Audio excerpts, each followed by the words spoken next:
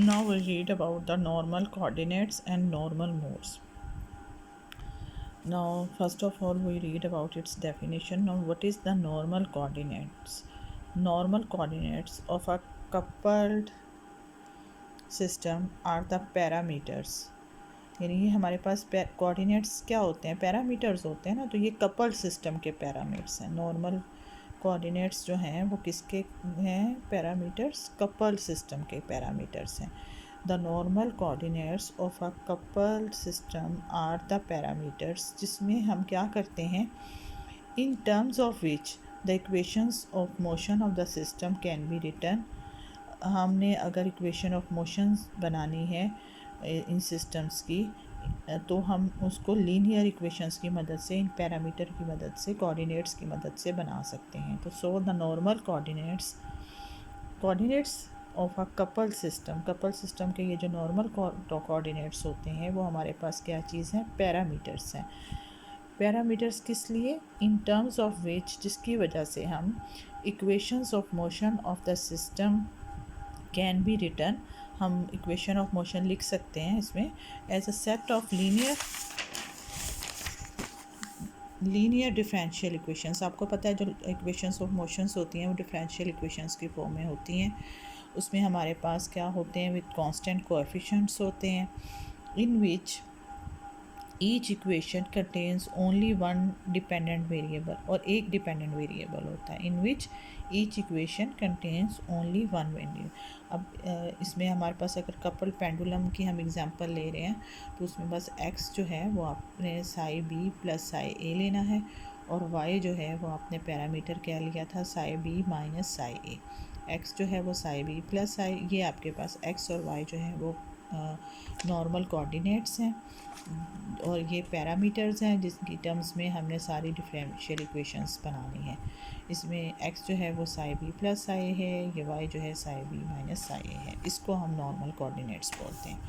उसके बाद है आपके पास नॉर्मल मोड क्या चीज़ है, वो कोऑर्डिनेट्स हैं। और मोड क्या चीज़ है कपल सिस्टम का, इसमें ये होता है द सिंपल हार्मोनिक जो मोशन है associated with each normal coordinate. इस नॉर्मल कोऑर्डिनेट के साथ जो सिंपल हार्मोनिक मोशन को हम डिफ़ाइन करते हैं, ये आपके पास नॉर्मल मोड होते हैं। कि किस तरह हम डिफ़ाइन कर सकते हैं, कितने तरीक़ों से हम डिफ़ाइन कर सकते हैं of a couple system. The simple harmonic motion associated with each normal coordinates, जो कि इन नॉर्मल कोऑर्डिनेट से एसोसिएट होती है, उसको हम नॉर्मल मोड बोलते हैं of a couple system. Normal mode frequency क्या चीज़ होगी, ईच नॉर्मल मोड, हर नॉर्मल मोड जो होता है उसकी अपनी करेक्टरिस्टिक फ्रीक्वेंसी होती है, has its own characteristic frequency and that is called the normal mode frequency.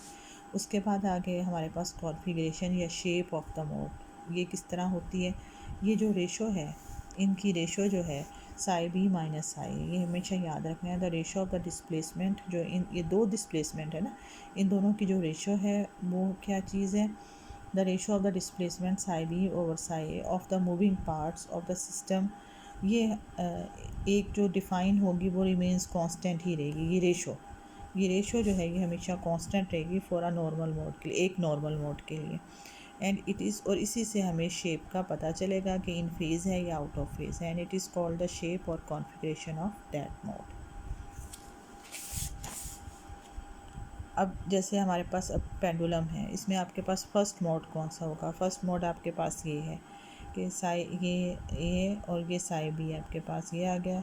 इस सूरत में आपके पास क्या है, ये आपके पास साई ए और साई बी अगर दोनों इक्वल डिस्प्लेसमेंट कवर कर रहे हैं, both pendulum are displace to the right, एक ही राइट साइड पे जा रहे हैं और सेम अमाउंट से जा रहे हैं, तो साई बी जो है वो साई ए की इक्वल होगा, यानी आपके पास y ज़ीरो है। y आपको पता है ना, साई बी माइनस साई ए है, अगर y ज़ीरो होगा तो साई बी माइनस साई ए होगा। और इसमें आप इन दोनों को डिवाइड करें, रेशो ले, तो दैट इज़ इक्वल टू 1। और ये हमेशा इन दोनों की जब भी रेशियो लें, इन दोनों डिस्प्लेसमेंट की जब भी हम रेशो लेंगे, क्योंकि इक्वल है तो इन दोनों की रेशो जो है वो 1 के इक्वल ही आएगी। It will remain constant through out the motion, और ये थ्रू आउट द मोशन ये वापस आएगा फिर वापस जाएगा, ज़ाहिर ऑसिलेशन पूरी करेगा। तो हमेशा इन दोनों का जो डिस्टेंस है, रेशो है, ये 1 ही रहेगी। इट विल रिमेन अगर y इक्वल टू 0 है। अब इसको इसमें they are released each pendulum will execute the simple harmonic motion. इसमें फ्रीक्वेंसी ओमेगा 1 जो है वो omega naught that is equal to g over l square root है, और ये इन फेज़ है, एक ही साइड पर जा रहे हैं, तो this shows that they are in phase mode है। ये वाला मोड जो है फर्स्ट मोड जो है जिसमें ये दोनों इक्वल हैं और रेशो जो है वो +1 आ रही है, तो ये हमारा इन फेज़ मोड है। और इसमें y 0 है तो x डबल डॉट हम देखेंगे that is equal to minus omega 1 square x.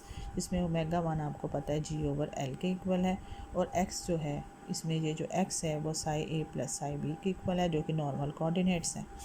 अब सेकंड मोड क्या हो सकता है, या इसके दो हैं, एक इस तरफ जाएगा और एक इस तरफ जाएगा, यानी एक दूसरे के अपोजिट डायरेक्शन में जा रहे हैं, या एक इधर फोर्स डालेगा और एक इस तरफ फोर्स डालेगा, एक दूसरे के अपोजिट डायरेक्शन में डालेंगे।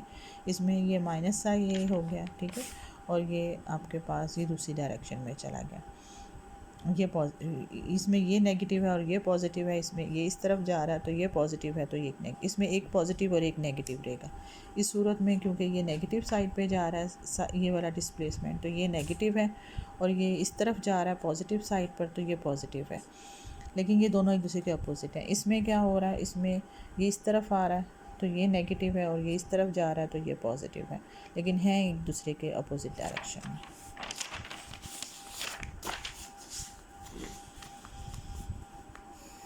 The pendulum are displaced in opposite direction by the same amount, यानी psi b is equal to minus of psi a है।